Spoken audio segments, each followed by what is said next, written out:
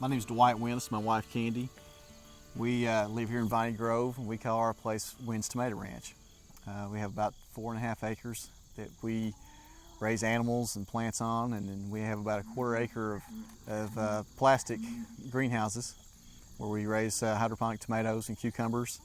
And then we also do some winter crops of spinaches and lettuces and carrots and just different variety of cold crops.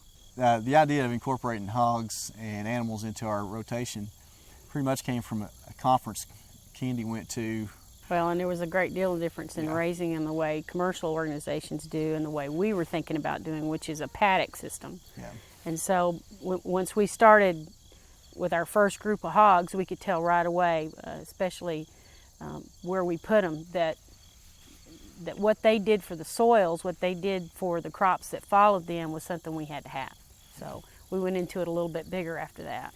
And so what we wanted was the benefit of manure from the hogs, and then they're great for breaking new ground.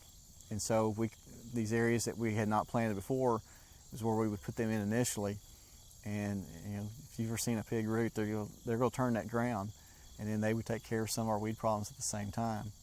And it just kind of benefited each other, and it's grown from that point. The area behind us, it wasn't a real productive area, and so we wasn't reaping any real money off that area. So by putting the animals on it, we're still going to be able to make some profit off that small section there by raising the animals. And so we're getting the benefit of the animals, the animal manures, the animal working of the soil.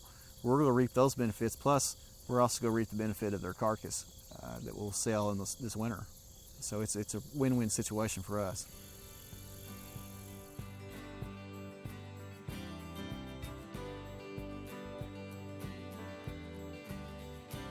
What we have in here is our hydroponic tomatoes. We have 4 greenhouses. 2 of them are getting ready to be transferred into our winter cold crop production. But in here we have our tomato production that we should start picking tomatoes probably next week. We'll typically pick off these plants for about 5 months. We'll go through September, October, November, December. About January we'll start pulling these plants out and put in for our spring crop. And you can't lose sight of that word value added. What farmers end up getting stuck with is one-dimensional situation sometimes, one-dimensional system. And if that happens, you're only going to be drawing money off of that one area one time. And our plans are to be able to use a farming area 3, 4, 5, even 6 times during the year and drawing money off that thing.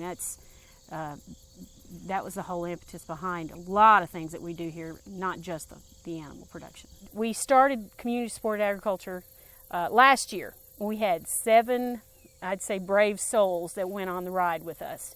They were all pleased and came again this year, along with 30 others. So we're approximately 40 families. Our overall goal for this is to bring people back to the farm.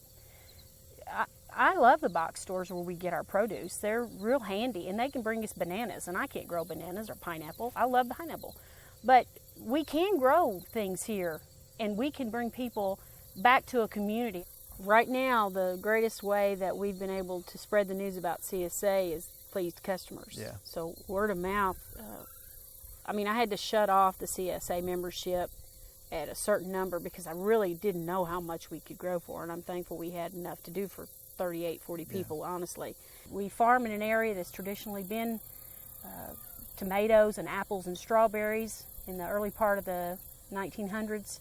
It's gone to mostly cattle farming now, and we're proud to bring back the field crops to the area.